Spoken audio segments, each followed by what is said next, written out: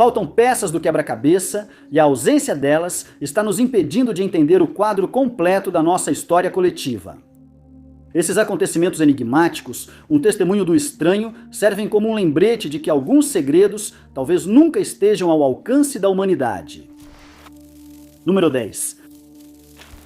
A partir de meados dos anos 2000, a comunidade Longfellow em Minneapolis, Minnesota, relatou estar sendo submetida a um fenômeno persistente que continua a atormentá-los. O estrondo de Longfellow, como foi chamado, tem sido tema de discussão há décadas. Mas os relatos à polícia de Minneapolis começaram bem mais recentemente, enquanto moradores seguem cada vez mais preocupados com os ruídos misteriosos que ecoam pelo bairro. De acordo com os moradores, estrondos trovejantes inexplicáveis, descritos como tão altos que fazem a casa tremer, sacudiram suas janelas e os despertaram do sono assustados. Os ruídos geralmente ocorrem nas noites de verão e têm tom mais grave, diferente dos sons de acidentes de carro ou armas de fogo. Apesar de várias investigações, as autoridades não conseguiram resolver esse mistério e ofereceram apenas algumas hipóteses. Em 2010, os estrondos misteriosos foram ligados a fogos de artifício. O terceiro distrito policial afirmou que, apesar de fogos de artifício e explosões de transformadores explicarem parte dos barulhos, muitos ainda seguem sem explicação. Os moradores de Longfellow começaram a conversar sobre o fenômeno entre si por meio de fóruns de bate-papo, e até hoje os moradores locais ainda analisam o assunto. O Fórum Nextdoor discutiu os eventos, perguntando se mais alguém ouviu o estrondo na noite anterior e o que seriam esses barulhos. E alguns se perguntaram, de onde eles vieram? As respostas para essas perguntas nunca mudam. Uma explosão de gás de esgoto perto do rio, trens próximos, o exército, um transformador queimado. Essas são apenas algumas ideias propostas, mas nenhuma parece se sustentar. O Conselho Municipal, departamentos de saúde, polícia, o FBI e especialistas em balística tentaram sem sucesso descobrir a origem dos estrondos. Jornalistas investigativos também foram atraídos pelo fenômeno, explorando todas as possibilidades apenas para acabar de mãos vazias. Um projeto de triangulação foi encomendado entre Minneapolis e o aeroporto principal para determinar a origem dos barulhos. Apesar das melhores tecnologias de monitoramento, a origem continua desconhecida. Com todos esses setores diferentes, incapazes de determinar uma causa, os estrondos de Longfellow só se tornam mais ameaçadores e mais misteriosos. O vereador Andrew Johnson também se dedicou a descobrir a causa dos sons perturbadores. Ele frequentemente informa aos cidadãos de Longfellow que o conselho está ciente dos estrondos altos e investiga o caso. Em 2018, ele postou no Facebook que até os bombeiros foram enviados, mas nada foi encontrado. Johnson relata que, embora esse fenômeno venha se repetindo há anos, ninguém parece ter testemunhado a origem. As condições climáticas foram descartadas como causa. As autoridades locais não registraram o uso de dinamite na região, nem há evidências de explosivos sendo detonados. Outras teorias incluem voos secretos do NORAD ou uma falha geológica sob um rio próximo. Mas novamente faltam evidências. Número 9. A separação entre armênio oriental e armênio não é apenas um conceito que surgiu ao acaso. Ela foi impulsionada por Kashiter Abovian, um educador, cientista, escritor, poeta e filósofo, através de sua obra-prima, Feridas da Armênia. Considerado o pai da literatura armênia moderna, Abovian nasceu na pitoresca vila de Kanaker, em 1809, descendente da família Beglerian, uma das 5 famílias armênias que governavam a região. Tendo recebido educação eclesiástica, Abovian deixou os ensinamentos do sacerdócio e mudou-se para Tiflis para estudar estudos armênios e línguas. Ele se formou 4 anos depois, em 1826, e foi durante a Guerra Russo-Persa que conheceu e fez amizade com um professor europeu, Frederico Perret, que o ajudou a ingressar na Universidade de Dorbet. Anos depois, Abovian voltou à sua terra natal, mas ficou profundamente perturbado com a opressão de seu povo. ele também se incomodou com a cultura intelectual limitada da sociedade. E assim, para combater os pensamentos intrusivos, ele começou a escrever, e escreveu de forma prolífica, explorando várias questões por meio de diversos estilos, incluindo poesia, prosa e ensaios. Mas Abovian não queria divulgar suas ideias só por interesse próprio. Ele queria que seu trabalho fosse lido e entendido. Para isso, fez um plano. Escrever na língua do público, que nesse caso era o armênio coloquial em vez do clássico. Feridas da Armênia seria o resultado dessa ideia, escrito em 1841 e publicado póstumamente em 1858. Mas ninguém realmente sabe quando ou como Abovian faleceu, porque em 1848 ele desapareceu misteriosamente aos 38 anos, um evento que acabou ofuscando sua obra.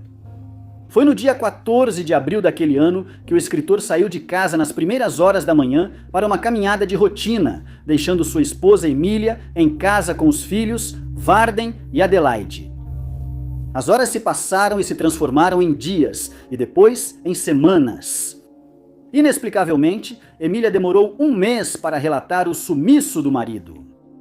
Ao se espalhar a notícia do misterioso desaparecimento do grande escritor, a comunidade entrou em pânico. Apesar de inúmeras buscas, nenhum vestígio de Abovian foi encontrado. O escritor era conhecido por ter inimigos tanto persas quanto turcos, resultado direto de seus escritos polêmicos que haviam despertado o patriotismo entre os armênios que viviam sob domínio persa e russo. Tragicamente, ninguém, nem historiadores ou especialistas, sabe o que ocorreu com Abovian naquela manhã. Ele saiu de casa e não voltou mais. Seu desaparecimento segue sem solução até hoje. Um típico caso de faltar peças do quebra-cabeça. Kashidar Abovian escreveu romances, contos, peças teatrais e composições artísticas. Ele também criou versos e fábulas e foi o primeiro escritor armênio a compor literatura para crianças. Sua poesia era repleta de sátira, que frequentemente criticava a burocracia. Ele acreditava que todos podem se desenvolver, visão que, somada aos esforços para reformar o sistema educacional, o afastou do establishment armênio. Mas contribuiu para a literatura armênia oriental, embora muita de sua obra só tenha sido publicada após seu desaparecimento. Número 8. O zumbido ameaçador é um fenômeno que continua causando inquietação em muitas partes do mundo. Tanto que isso levou à criação de um banco de dados chamado Projeto Mapa e Banco de Dados do Zumbido Mundial. O caso mais conhecido e documentado é o do zumbido de Taos, que perturbou os moradores de Taos, Novo México. De acordo com um estudo, apenas 2% da população da região conseguia realmente ouvir a frequência. Em 2006, uma série de gravações foi feita do zumbido de Auckland, que foi ouvido na Nova Zelândia. Outro exemplo popular desses ruídos inexplicáveis é o zumbido de Windsor, que foi relatado por moradores de Windsor, Ontário, no final de 2011. Ele foi descrito como uma vibração grave e contínua. Estimou-se que vinha da ilha Zug. Nos anos seguintes, outras áreas seriam expostas aos sons estranhos. E em 2023 foi a vez de Omagh, a cidade principal do condado de Tyrone, na Irlanda do Norte. Naquele ano, o sono não vinha facilmente para os moradores, que se tornaram vítimas inesperadas de um zumbido onipresente que ecoava pela escuridão todas as noites. O zumbido, ao que tudo indicava, não vinha dos suspeitos habituais. Enquanto casos anteriores apontavam a poluição sonora e o trânsito como causas prováveis, o zumbido de Omagh era diferente. Diferente de outros casos, os moradores de Omagh ficaram tão incomodados com o barulho noturno que se mudaram para outra cidade só para fugir disso. O zumbido, ronco ou murmúrio, foi descrito como um ronco grave, parecido com um motor de carro ligado em ponto morto. E embora o ruído marrom possa ajudar com insônia e ansiedade, dessa vez ele estava causando mais uma distração frustrante. Cansada do zumbido constante, a comunidade exigiu a ação do Conselho Municipal do Distrito de Omagh. Disseram que era preciso encontrar e eliminar a fonte. Mas, por mais que procurassem, as autoridades locais não conseguiam determinar com precisão o ponto de origem. O maior problema na investigação do mistério era o tamanho da área afetada. Era simplesmente grande demais e, portanto, inviável mobilizar autoridades para procurar a origem do zumbido. Eles teriam que investigar minuciosamente cada rua, casa, comércio, sistema de esgoto, estação de trem, tudo. E isso teria que ser feito com equipamentos avançados, especificamente projetados para rastrear ruídos. O conselho suspeitava que o problema estivesse ligado ao clima ou fosse um fenômeno sazonal de setembro, época em que os moradores notaram o som sem origem aparente. O mistério ficou ainda mais estranho quando Alex Fagan decidiu enfrentar um grande desafio para desvendar essa história. Por meio do documentário True North, de Omaha, Fagan entra em contato com Emmett McKellatton, que também está em busca do zumbido de Baroque, além de Jamie Ryan, um técnico de manutenção com alguns equipamentos que podem ajudar a rastrear a origem. O documentário os leva a uma fábrica que acreditavam ser a origem do ruído perturbador e ameaçador. Por questões legais, Fagan não pôde divulgar o nome da fábrica, e as autoridades locais não confirmaram se o local era a fonte. De forma bizarra, poucas semanas depois que Fagan anunciou que acreditava que o caso havia sido resolvido, o Omaha desapareceu e não foi mais ouvido desde então. Número 7. Situado dentro dos limites de Manitoba, Wisconsin, Ludington, Michigan e Benton Harbor, Michigan está o Triângulo das Bermudas dos Grandes Lagos, mais conhecido como Triângulo de Michigan. Essa área oceânica sombria, que foi palco de vários desaparecimentos, incluindo navios, aviões e pessoas, todos sumindo sem explicação, e a maioria nunca mais emergiu das profundezas. O desaparecimento documentado mais antigo, ocorrido no Triângulo de Michigan, data de 1679, quando Le Griffin, uma embarcação construída para o comércio de peles, partiu navegando pelo Lago Michigan. Ela seguia para o Forte Frontenac, um posto comercial e um forte militar. O navio estava carregado com peles e suprimentos que precisavam ser entregues na extremidade sul do lago. A rota do Le Griffin passava pelo Triângulo de Michigan, de onde ele nunca sairia. Os que estavam no posto esperaram quase um mês até perceberem que a embarcação não chegaria. O Le Griffin desapareceu. Em maio de 1891, o navio madeireiro conhecido como Thomas Hume deixou seu cais em Chicago com o porão de carga cheio de madeira. Esta embarcação não era a única no mar naquele dia, pois outros navios também viajavam. Segundo registros de outra tripulação, quando o Thomas Hume entrou no Triângulo de Michigan, nuvens ameaçadoras surgiram à distância. Ela nunca chegou ao seu destino, e nem mesmo um pedaço de madeira pertencente à embarcação apareceu na costa. O outro navio que havia passado, o Thomas Hume, se chamava Russ Siemens.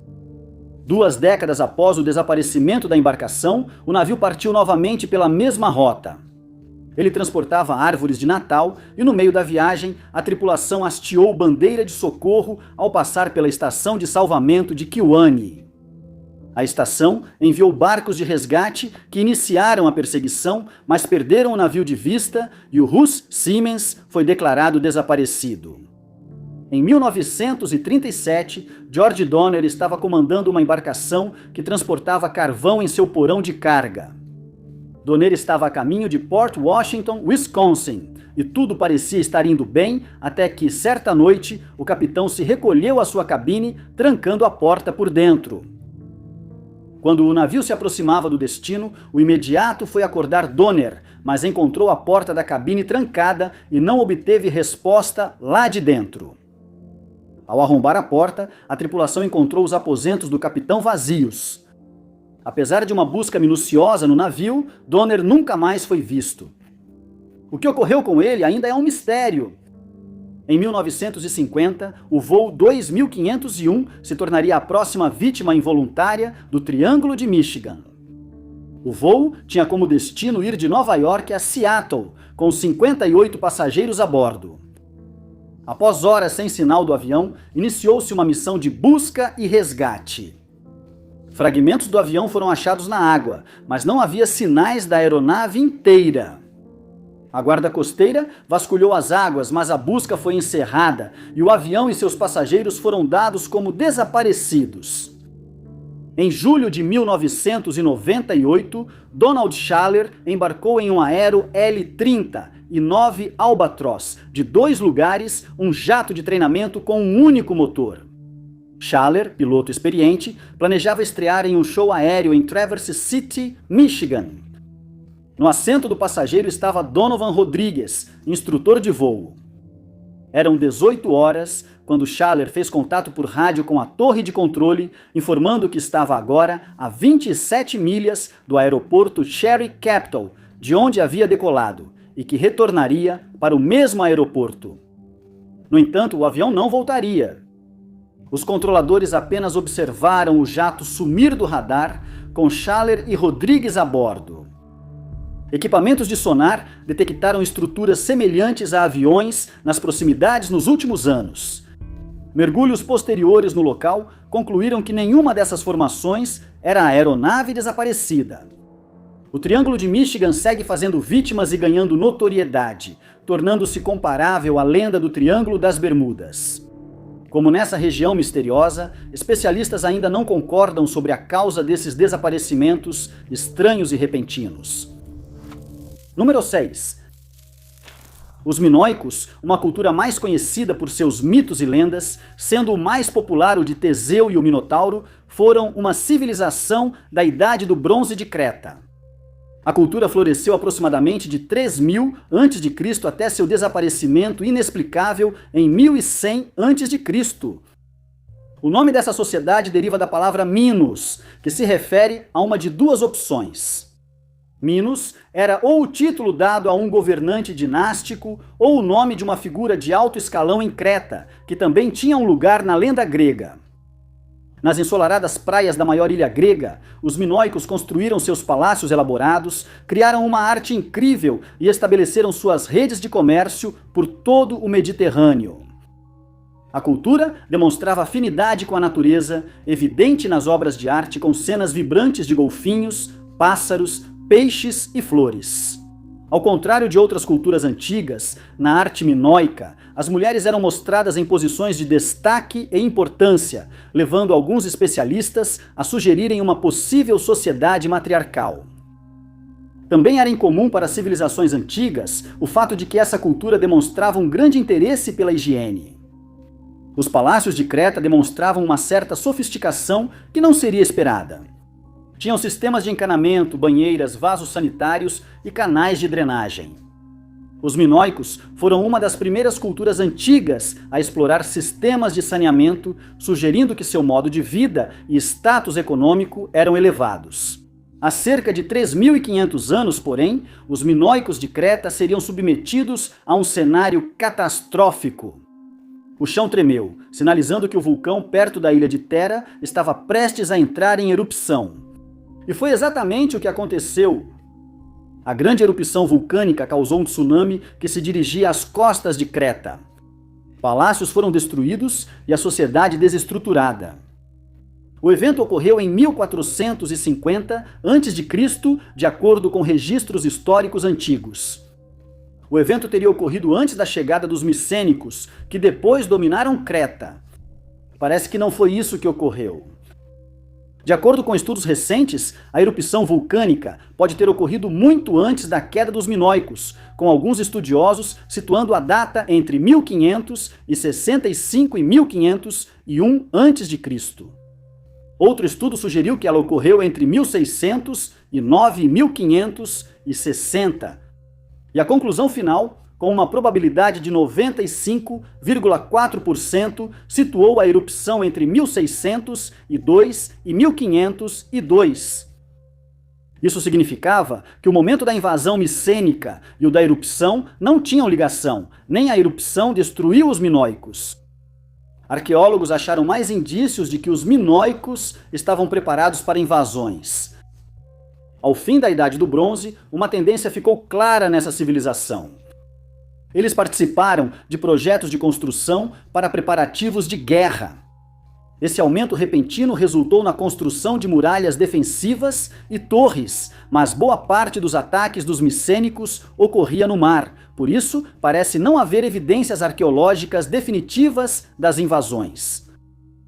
Com as novas evidências, ou a falta delas, e as técnicas de datação aprimoradas, a questão sobre a queda dos minoicos permanece, com apenas teorias sendo apresentadas como respostas.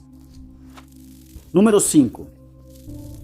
Foi em Nuremberg, em 1828, que o mistério histórico mais intrigante e conhecido se desenrolou. Em vez de um desaparecimento inexplicável, foi o surgimento desconcertante de um menino estranho. A história de Kaspar Hauser, que dizia ter passado grande parte da vida confinado em um porão escuro com apenas um cavalo de brinquedo, sempre chama a atenção dos ouvintes. Embora a história de Kaspar seja rara e estranha, ele não está sozinho. Vários anos após esse evento, a Alemanha viveu um episódio de déjà vu quando outro indivíduo misterioso apareceu em uma pequena vila, situada longe de qualquer grande estrada e isolada das principais cidades movimentadas. Foi em 1850 que as autoridades alemãs ficaram intrigadas com o súbito aparecimento de um homem que não reconheciam no distrito de Leibas, perto de Frankfurt oder Ihr. Descrito como falando alemão rudimentar e com traços caucasianos, o estranho foi interrogado enquanto os oficiais questionavam se era um impostor ou se havia algo mais em sua história. Ao ser interrogado pelo burgomestre, o homem afirmou que seu nome era Jofar Vorin e que vinha do país de Lacharia, localizado em Sacria. Mas nenhum desses lugares existia. Afirmou-se que Vorin não conseguia falar nenhuma língua europeia, exceto por um pouco de alemão incorreto. Ele lia e escrevia em línguas que chamava de lachariano e abrahamiano, sendo esta última, segundo ele, o dialeto da ordem clerical. Vorin explicou que praticava a religião cristã que ele chamava de Ispasia, outra característica que existia unicamente por decreto de Vorin. Ele explicou que a religião aspasiana era cristã em forma e doutrina, e originava-se da terra de Sacria, um dos 5 grandes compartimentos da terra, junto com Aflar, Aslar, Ostilar e Euplar, nenhum dos quais é reconhecido na geografia moderna. Vorin contou às autoridades que chegou à região procurando seu irmão desaparecido, sem revelar o nome dele. Alegava-se que ele possuía um conhecimento geográfico considerável e que estava em uma viagem oceânica em busca de seu irmão quando naufragou. Mas o estranho não sabia onde havia ficado encalhado, nem o nome do local ou como traçar sua rota em um mapa ou globo. Sua origem permaneceu desconhecida. Supostamente, Vorin seria transferido discretamente para Berlim, onde seria submetido ao escrutínio de cientistas e estudiosos. Não existe registro histórico definitivo sobre sua vida ou morte. Nos anos seguintes, historiadores tentaram incansavelmente descobrir quem era Vorin, de onde ele veio e para onde foi. O que os especialistas teorizaram é que a referência do estranho a Sacria pode ter sido um erro de grafia de Sacaria, um lugar na região da Turquia. Acredita-se que os lugares aos quais ele se referiu podem ter sido a versão dele dos continentes modernos, Sacria sendo a América do Sul, Aflar sendo a África, Aslar sendo a Ásia, Ostilar sendo a Austrália e Euplar sendo uma versão da Europa. Espasiano, a religião que os homens diziam seguir, era semelhante ao cristianismo, o que gerou especulação de que seu sistema de crenças era só um nome criado por ele. Foi descoberto também uma ligação com relatos da invasão do Irã por Alexandre o Grande. Essas deduções levam os historiadores a acreditar que Jafar Vorin pode ter sido de origem turca, mas há alguns detalhes que refutaram essa ideia, deixando o súbito aparecimento de Jafar Vorin como um mistério inexplicável. Número 4. Existe uma estranha e misteriosa contradição presente na história primitiva da Terra. É uma questão astronômica tão desconcertante que ganhou até nome entre os especialistas. Chamam isso de paradoxo ou problema do Sol jovem fraco, referindo-se à contradição entre a presença de água líquida na Terra e a baixa energia solar produzida nos primórdios do planeta.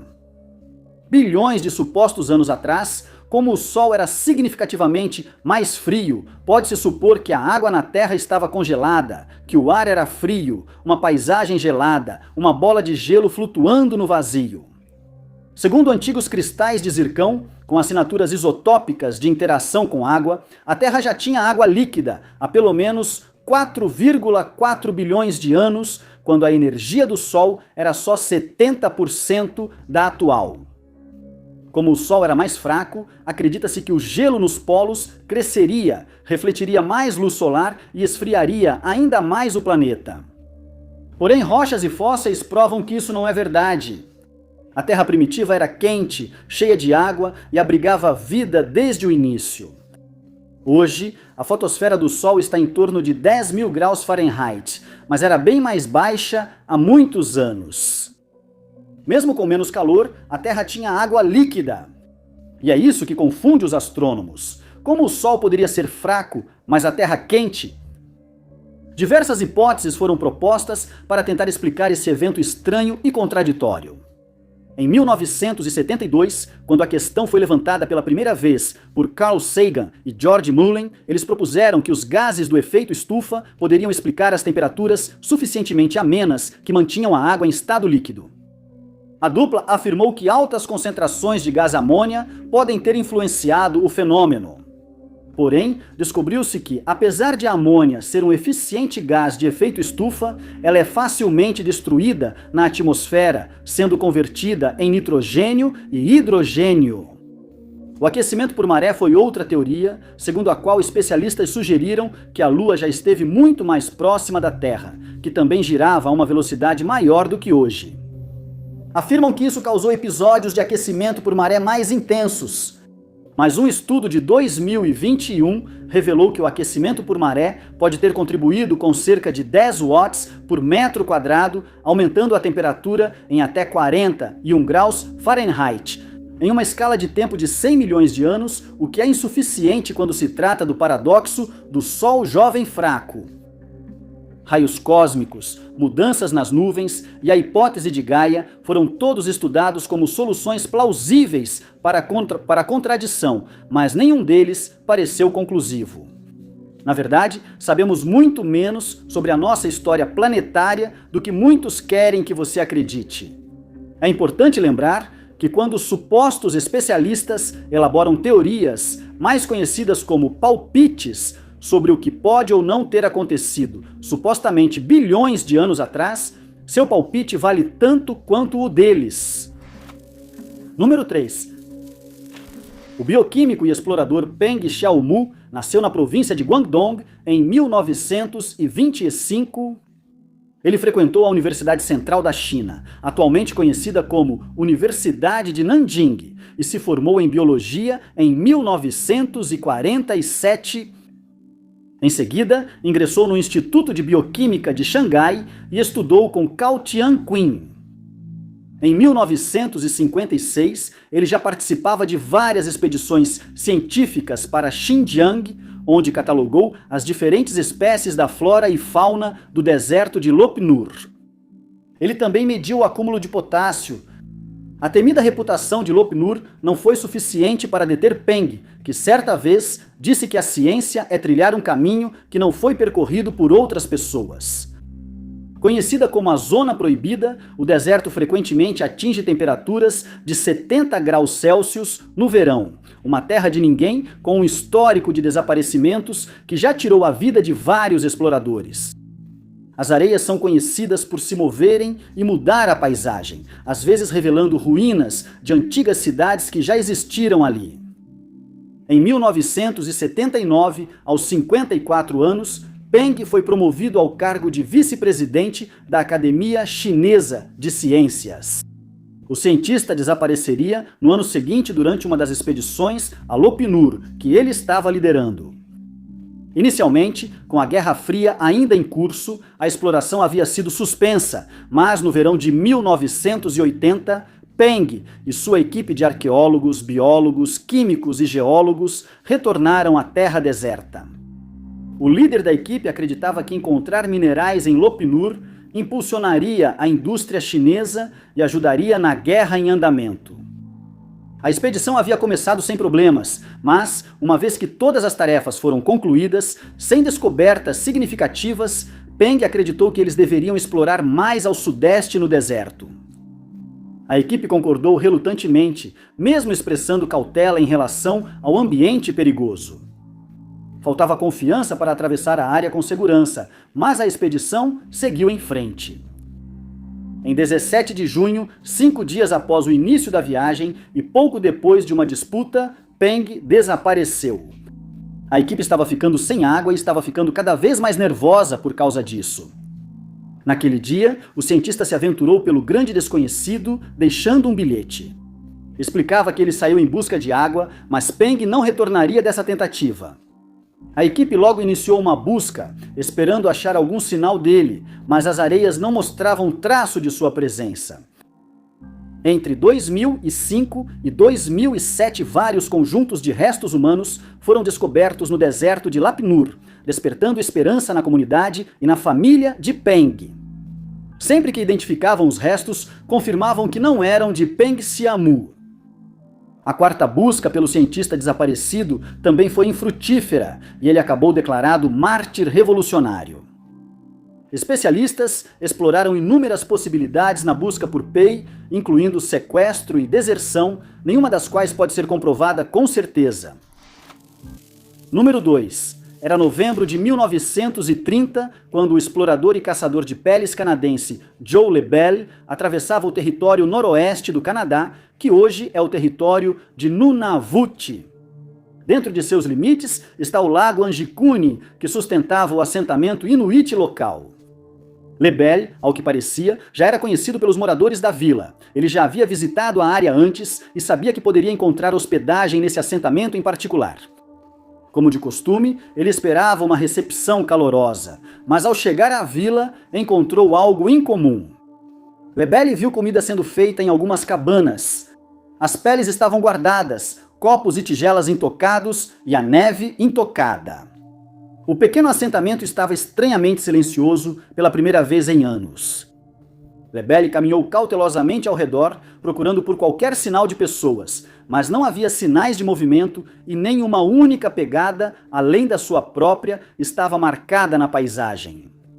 Toda a vila, onde moravam 30 moradores, havia desaparecido.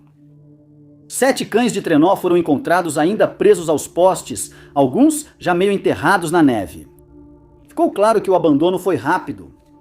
As pessoas saíram às pressas, deixando tudo para trás e sem nenhum rastro de para onde foram nem do motivo. A descoberta dos cães foi especialmente perturbadora porque para a cultura inuit e para uma vila praticamente isolada da sociedade, eles eram um elo vital, parceiros sagrados e um grande apoio. Os cães eram responsáveis pelo transporte e pelo deslocamento de recursos vitais, mas ali estavam eles. Enquanto Lebel percorria a vila e registrava cada detalhe incomum, encontrou outro elemento assustador. Ali perto, os inuites mantinham um cemitério.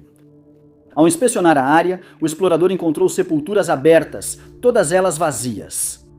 Porém, a neve recente apagou todos os vestígios de mãos humanas e marcas de ferramentas.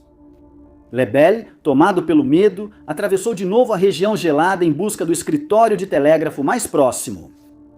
Exausto quando chegou, ele enviou notícias da estranha descoberta para a Polícia Montada Real do Canadá. Relataram o desaparecimento da vila, iniciando uma grande investigação. Ao chegarem, os oficiais confirmaram as afirmações bizarras de Lebel. De fato, toda a vila havia desaparecido, sem deixar nenhum vestígio para trás. As autoridades procuraram os corpos dos antigos moradores do assentamento, mas não acharam nenhum.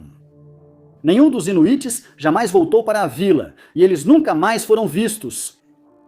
Por motivos desconhecidos, a Polícia Montada do Canadá negou que o incidente tenha ocorrido, mas as tendas vazias e cães cobertos de neve contradizem esse relato.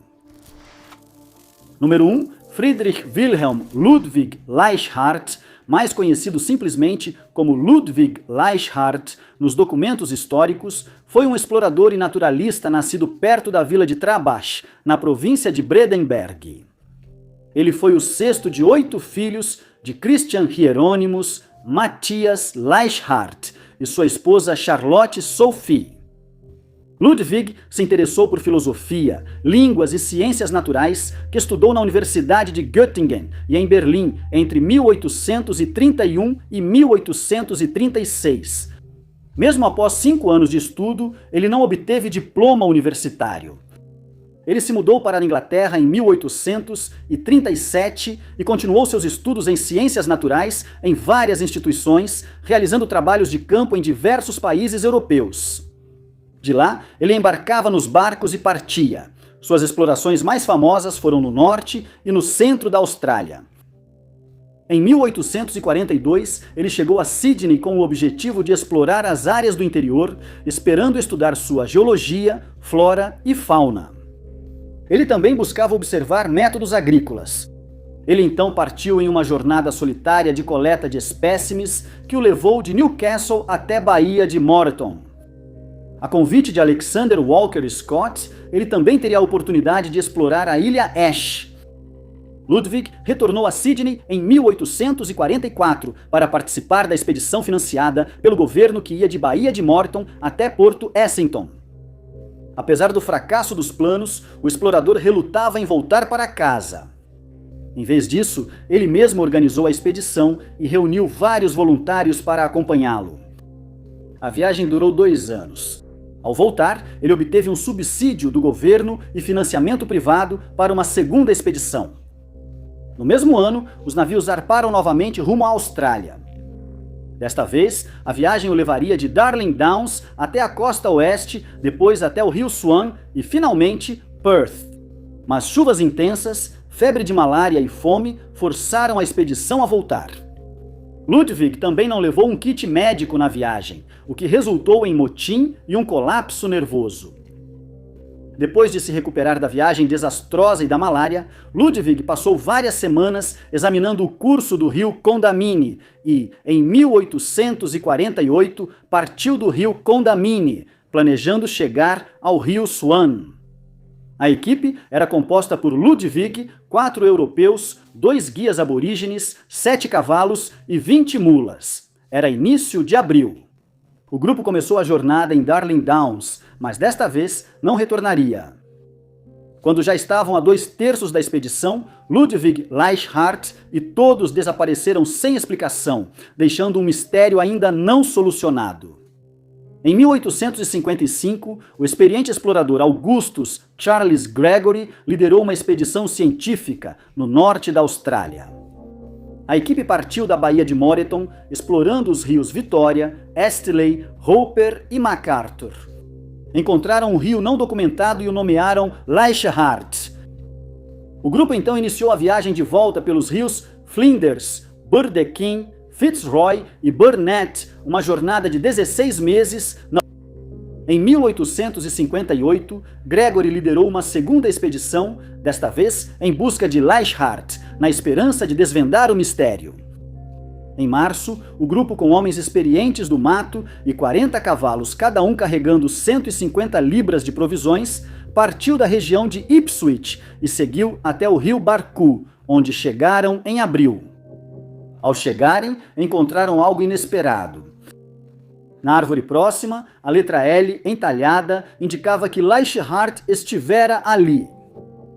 Infelizmente, a expedição seria prejudicada pela seca contínua, forçando Gregory e seu grupo a abandonar a busca e partir para Adelaide. Em 1864, Duncan McIntyre descobriu outras 2 árvores marcadas com a mesma letra ao longo do rio Flinders. Em 1900, um fazendeiro aborígene descobriu uma placa de latão de 15 centímetros com a inscrição Ludwig Leischhardt, 1848. A placa estava presa ao cabo de uma arma de fogo deixada em uma árvore boabe. A autenticidade dessa descoberta, porém, só foi validada em 2006. E além das letras L entalhadas nas árvores, é o único vestígio restante de Ludwig. Nenhuma outra evidência da expedição dele foi encontrada em todos esses anos, deixando o destino da expedição de Ludwig Leischhardt desconhecido.